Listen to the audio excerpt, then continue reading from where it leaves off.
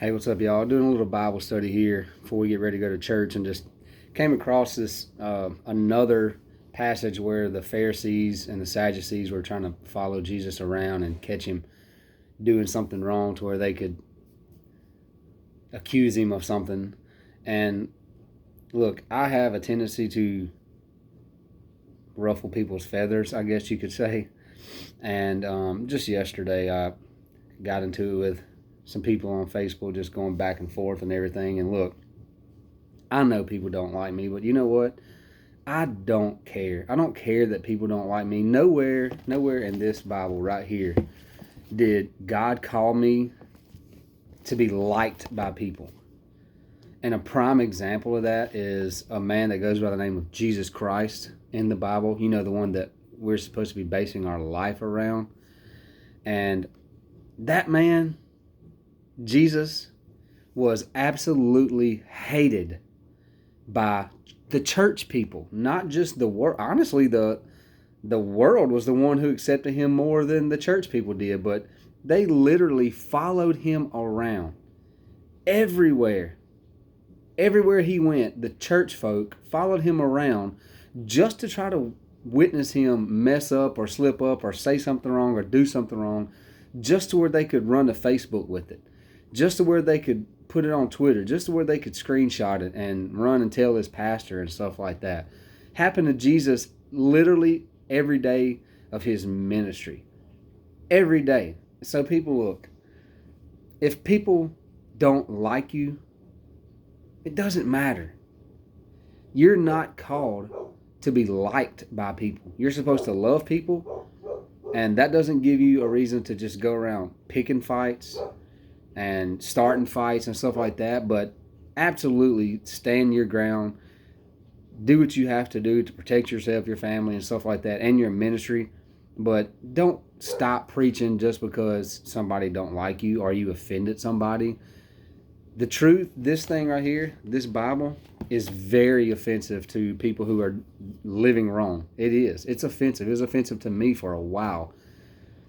Jesus even warned us that offenses are going to come. If you're doing my work, you will offend people. Jesus says that. So if people tell you, oh, you offended me, as long as you're biblically correct, you're good. Don't worry about it. Don't stop preaching. And don't let somebody tell you, oh, you can't preach no more because you offended this person. That is not a reason for you to not be able to preach or lead your ministry or anything like that. Don't ever let somebody tell you that you aren't called anymore because you hurt somebody's feelings on Facebook. Now, as long as I said, as long as you're biblically correct, as long as everything is sound doctrine, what you're saying, then you're good. Jesus Christ said that we can do all things that he does, and even greater. If Jesus done it, you can do it. If Jesus said it, you can say it. He says that. And if somebody disagrees with it, they're calling Jesus a lie, then it's an even bigger problem that they have than you hurting people's feelings. So you're called to be the light of the world and the salt of the earth, not the sugar of the earth. You're not supposed to sugarcoat nothing and be sweet. Salt, you know what salt does to a wound? It hurts. We're supposed to be the salt of the earth and the light of the world. I almost messed that up. That's what we're supposed to be. That's what Jesus says. And I'll take what Jesus says about me and to me and for me to do. I'll take what he says over anybody on this planet. Any preacher, any friend, any other Sadducee and Pharisee and all that. Their words do not matter to me over what Jesus said. I'll take what he says about me all of the time. So y'all go be the light of the world and the salt of the earth. Go do what Jesus told you to do, and do not worry if people don't like you. People didn't like Jesus so much that they killed him. The church people did. So hopefully that can be a little bit of some inspiration to people to just stick with it. Do your thing, do your ministry, keep on keeping on, keep on preaching. You are 100% called. I don't care if you're a woman or a man.